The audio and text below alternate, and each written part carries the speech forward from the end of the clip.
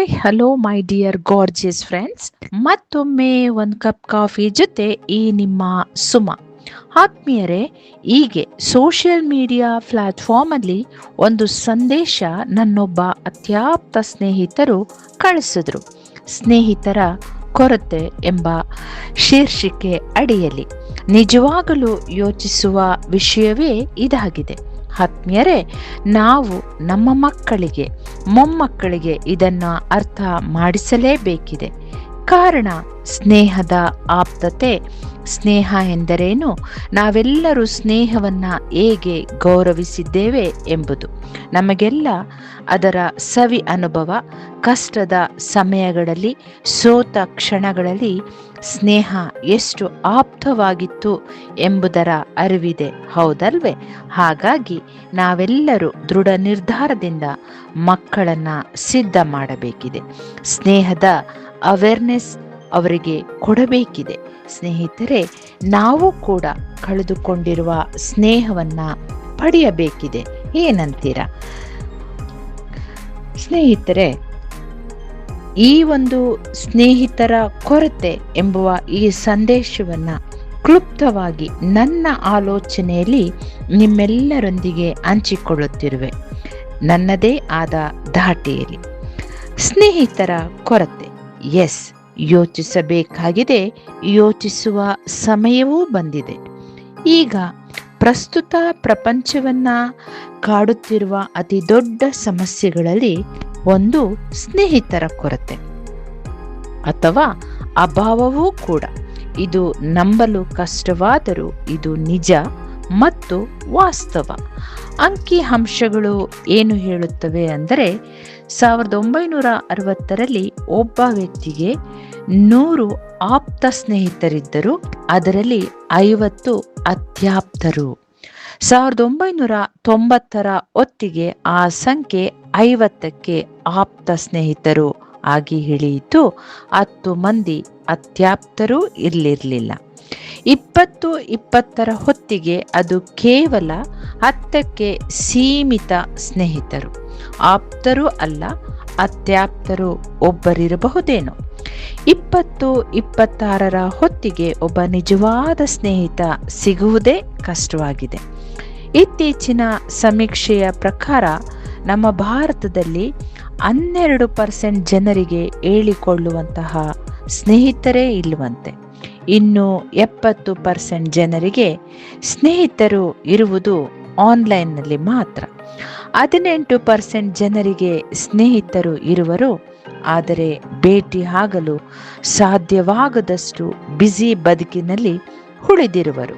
ಸ್ನೇಹಿತರೆ, ಒಂದು ಸಮಯದಲ್ಲಿ ದಿನಕ್ಕೆ ಕನಿಷ್ಠ 1 ಗಂಟೆ ಆದರೂ ಸ್ನೇಹಿತರೊಂದಿಗೆ ಮುಖಾಮುಖಿಯಾಗಿ ನಾವು ಸಮಯ ಕಳೆದಿದ್ದೀವಿಯಾ? ಈಗ ಅದು 35 ನಿಮಿಷ ಅಥವಾ 20 ನಿಮಿಷಕ್ಕೆ ಸೀಮಿತವಾಗಿರಬಹುದೇನೋ. ಒಮ್ಮೆ ಗಮನಿಸಿ. ಯಾಕೇಳಿ? ಸ್ಕ್ರೀನ್ ಮುಂದೆ ಕಳೆಯುವ ಸಮಯ ಎಲ್ಲರಲ್ಲೂ ಹೆಚ್ಚಾಯಿತು. ಮೌನವಾಗಿ ನಮ್ಮದೇ ಯೋಚನಾ ದಾಟಿಯಲ್ಲಿ ವ್ಯಕ್ತಿ ಇಲ್ಲದೆಯೇ, ಪರಿಚಯದ ಅಗತ್ಯವೂ ಇಲ್ಲದೆ ಮೆಸೇಜ್ ಮೂಲಕ ಮಾತನಾಡುವ ಮಟ್ಟಕ್ಕೆ ಬಂದು ನಿಂತಿದ್ದೇವೆ. ಮನಸ್ಸು ಬಿಚ್ಚಿ ಜೊತೆಯಾಗಿ ಮಾತನಾಡುವ ಮನವೂ ಇಲ್ಲ. ಮನವಿದ್ದರೂ ಹೆದರಿಕೆ ಒಂದು ಸ್ವಲ್ಪ ಇದ್ದೇ ಇರುತ್ತೆ. ಅಷ್ಟೇಕೆ ಒಬ್ಬೇ ಒಬ್ಬ ಆತ್ಮೀಯ ಸ್ನೇಹಿತ ಇಲ್ಲ, ಹೌದಲ್ವಾ? ನಮ್ಮನ್ನು ನಾವು ಪ್ರಶ್ನೆ ಮಾಡಿಕೊಂಡರೆ ಉತ್ತರ ಹೌದಲ್ವೇ ಎನ್ನುವುದಾದರೆ ದಯವಿಟ್ಟು ಎದ್ದು ಸ್ನೇಹಿತರ ಸಂಪರ್ಕ ಬೆಳೆಸಲು ಟ್ರೈ ಮಾಡಿ. ಇಲ್ಲ, ಸ್ನೇಹಿತರಿದ್ದಾರೆ ಎನ್ನುವುದಾದರೆ ನೀವು ಅತಿ ಅದೃಷ್ಟವಂತ ವ್ಯಕ್ತಿ ಎಂದೆಣಿಸುವೆ. ಸ್ನೇಹ ಅಂದರೆ ಲೈಫ್ ಇನ್ಶೂರೆನ್ಸ್ ಇದ್ದ ಹಾಗೆ. ಯಾಕೆಂದರೆ ಒಳ್ಳೆಯ ಸ್ನೇಹಿತರು ಹೃದಯಕ್ಕೆ ಭರವಸೆ, ಆರೋಗ್ಯಕ್ಕೆ ಒಳ್ಳೆಯದು, ಚಟುವಟಿಕೆಯ ಜೀವನಕ್ಕೆ ಸಂಗಾತಿಯೂ ಕೂಡ. ಜೊತೆಯಾಗಿ ಮಾಡುವ ವಾಕಿಂಗ್, ಜಿಮ್, ಯಾವುದಾದರೂ ಕೆಲಸದ ಬಗ್ಗೆ ಅಥವಾ ಹೊಸ ಆಲೋಚನೆ ಹಂಚಿಕೊಂಡು ಆ ಕೆಲಸ ಶುರು ಮಾಡುವುದರಲ್ಲಿ ಜೊತೆ ಆಗುವರು. ಆ ಮೂಲಕ ನಮ್ಮಲ್ಲಿ ಚೈತನ್ಯ ಹೆಚ್ಚಿ ರೋಗ ನಿರೋಧಕ ಶಕ್ತಿ ಹೆಚ್ಚುತ್ತೆ. ಸ್ವಲ್ಪ ಗಮನಿಸಿ ಇದರ ಬಗ್ಗೆ. ಫ್ರೆಂಡ್ಶಿಪ್ ಅನ್ನುವುದು ಮ್ಯಾಗಿ ರೀತಿ 2 ನಿಮಿಷದಲ್ಲಿ ಆಗುವುದಲ್ಲ. ಅದಕ್ಕೆ ಸಮಯ ಎಂಬ ಅತಿ ದೊಡ್ಡ ಇನ್ವೆಸ್ಟ್ಮೆಂಟ್ ಬೇಕು.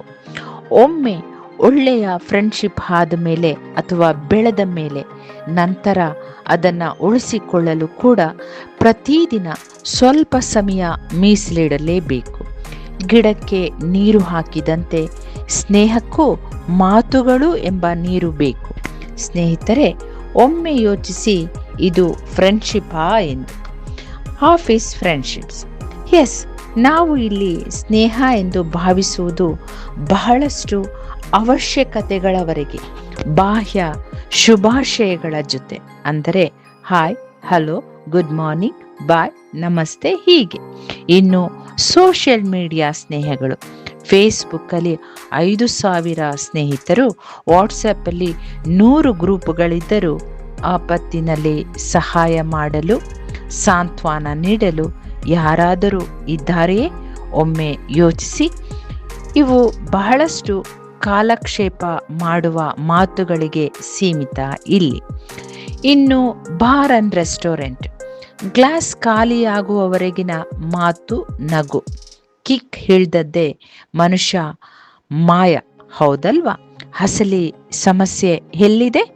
ಸ್ನೇಹದ ಬಂಧಗಳು ಏಕೆ ಕಡಿದುಕೊಳ್ಳುತ್ತಿವೆ ಎಂದರೆ ಕಾರಣಗಳು ತುಂಬ. Technology, nuclear families, competitive world. ಆದರೆ ಇದೆಲ್ಲದಕ್ಕಿಂತ ದೊಡ್ಡ ಕಾರಣ ಒಂದೇ: ಸಮಯವಿಲ್ಲ, ಮಿತ್ರಮ. ಒಪ್ಪುವಿರಲ್ವಾ ಸ್ನೇಹಿತರೆ? ಹಣ ಸಂಪಾದಿಸುವ ಯಂತ್ರಗಳಂತೆ ಆಗಿದ್ದೇವೆ, ಆಗುತ್ತಿದ್ದೇವೆಯೂ ಕೂಡ. ಬಂಧಗಳನ್ನು ಉಳಿಸಿಕೊಳ್ಳುವುದನ್ನು ಮರೆತು ಬಿಟ್ಟಿದ್ದೇವೆ. ದಯವಿಟ್ಟು ಎಚ್ಚೆತ್ತುಕೊಳ್ಳುವ. ದಿನದಲ್ಲಿ ಒಮ್ಮೆಯಾದರೂ 15 ನಿಮಿಷ ಇಲ್ಲ 10 ನಿಮಿಷ ಸ್ನೇಹಿತರಿಗೆ ಫೋನ್ ಮಾಡಿ ಮಾತಾಡುವ. ವಾರದಲ್ಲಿ ಒಮ್ಮೆ ಭೇಟಿಯಾಗುವ, ಕ್ವಾಲಿಟಿ ಟೈಮ್ ಕೊಡುವ. ಫೋನ್ ಪಕ್ಕಕ್ಕಿಟ್ಟು ಮನಸ್ಸಿಟ್ಟು ಹೃದಯ ಬಿಚ್ಚಿ ಮಾತನಾಡುವ. ಹೊಸ ಸ್ನೇಹಗಳನ್ನು ಸ್ವಾಗತಿಸುವ. ವಾಕಿಂಗ್ ಹೋದಾಗ ಅಥವಾ ಹೊಸ ಕ್ಲಾಸ್ಗೆ ಹೋದಾಗ ಜನರೊಂದಿಗೆ ಮುಕ್ತವಾಗಿ ಬೆರೆತು ಮಾತನಾಡುವ, ನಗುವ, ಖುಷಿ ಪಡುವ. ಇರುವ ಸ್ನೇಹಗಳನ್ನು ಬಿಟ್ಟು ಕೊಡದೆ, ಮನಸ್ತಾಪಗಳಿಗೆ ಬೆಲೆ ಕೊಡದೆ, ಈಗೋ ಇಲ್ಲದೆ, ಸಾರಿ, ಥ್ಯಾಂಕ್ಸ್ ಜೊತೆ ಸ್ನೇಹವನ್ನು ಸುಂದರಗೊಳಿಸಿಕೊಳ್ಳುವ. ನೆನಪಿರಲಿ ಸ್ನೇಹಿತರೆ, ಕೊನೆಯ ಉಸಿರಿನವರೆಗೂ ನಮ್ಮೊಂದಿಗೆ ನಡೆಯುವುದು ಬ್ಯಾಂಕ್ ಬ್ಯಾಲೆನ್ಸ್. ಆದರೂ 4 ಜನ ಆಪ್ತರು ಕೊನೆಗೆ ಜೊತೆಯಲ್ಲಿ ನಡೆಯಲು ಬೇಕೇ ಬೇಕು. ಸಾಧ್ಯವಿಲ್ವಾ? ಇಬ್ಬರಾದರೂ. ಅದೂ ಆಗಲಿಲ್ವಾ? ಒಂದೇ ಒಂದು ಹೃದಯ ನಮ್ಮ ಜೊತೆಯಲ್ಲಿ ಕೊನೆಯಲ್ಲಿ ನಡೆಯಲು.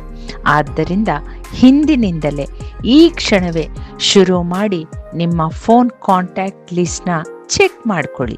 ಬಹಳ ಕಾಲದಿಂದ ಮಾತನಾಡದ ಆ ಬೆಸ್ಟ್ ಫ್ರೆಂಡ್ಗೆ ಅವನು ಅಥವಾ ಅವಳು ಯಾರೇ ಆಗಿರಲಿ ಧೈರ್ಯದಿಂದ ಕಾಲ್ ಮಾಡಿ, ಮೆಸೇಜ್ ಮಾಡಿ.